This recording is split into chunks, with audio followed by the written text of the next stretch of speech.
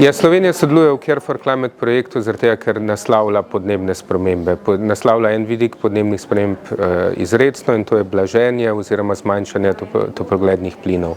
Care for Climate projekt poskuša identificirati tiste ključna ozka grla pri doseganju teh podnebnih ciljev v različnih sektorjih. Vključuje pa en projektni pristop, ki je relativno inovativen v državnem sektorju, se pravi, da problemom pristopamo tako, da jasno opredelimo cilje, deležniki, ki so potrebni za doseganje teh ciljev, ukrepe, ki se bojo izvajali in neke mejnike oziroma kazalnike, ki nam pomagajo spremljati pot do tega cilja.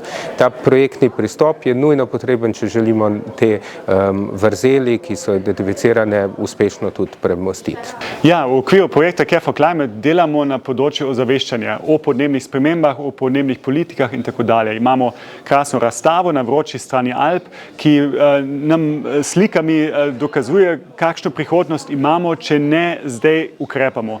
Nekaj imamo še možnosti, da ublažimo tudi posledice, ampak res čas se izteče. Na drugi strani imamo tudi veliko aktivnosti, s čim kažemo, da imamo že dobre prakse blaženja podnebnih sprememb. Podjetje, ki so zelo energetsko učinkoviti, kmetije, ki imajo na ekološki način, delajo na ekološki način, imajo krajše poti do porabnika.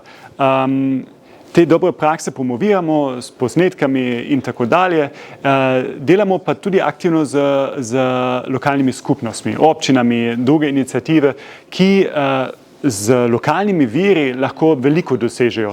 Na IPAP, Inštitut za politike prostora, smo v projektu vključeni z kampanjami za ozaveščanje na področju trajnostne mobilnosti, predvsem z vidika spodbujanja aktivne mobilnosti, to se pravi hoje in kolesarjenja, in pri tem sodelujemo pogosto z občinami, nekatere kampanje so pa namenjene tudi splošni javnosti oziroma različnim ciljnim skupinam.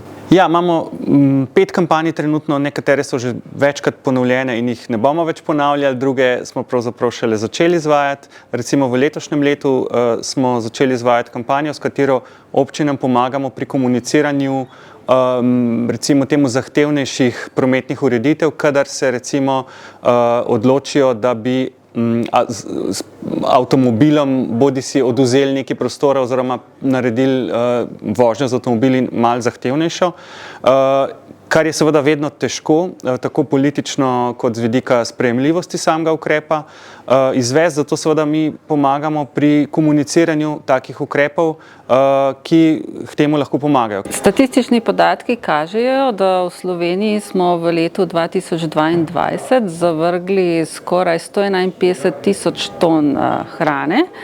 Naj poudarim, da vsak prebivalec Slovenije je zavrgal 72 kg hrane, od tega 28 kg še užitne. Največ hrane se zavrže v gospodinjstvih in sicer kar 47%. Odpadna hrana v bistvu ni samo moralni problem, temveč povzroča velike emisije toplogrednih plinov in s tem vpliva na delovanje samega našega planeta in življenja. V projektu Care for Climate sodeluje 14 partnerjev. Projekt traja 7 let, torej od leta 2019 do konca leta 2026. Vreden je 27 milijonov, pri čemer je treba povedati, da je evropska podpora vredna 7 milijonov, kar je dober podatek, kajti LIFE projekti v Sloveniji v povprečju dobijo 1 milijon evrov. Gre za kompleksen, torej integriran projekt, tako zaradi svoje dolžine kot pa števila partnerjev, kot tudi zaradi števila aktivnosti, ki se izvajajo na projektu. This is one of the very good examples how we can efficiently cooperate with exchanging, also speaking about the challenges, about the difficulties. It's not easy.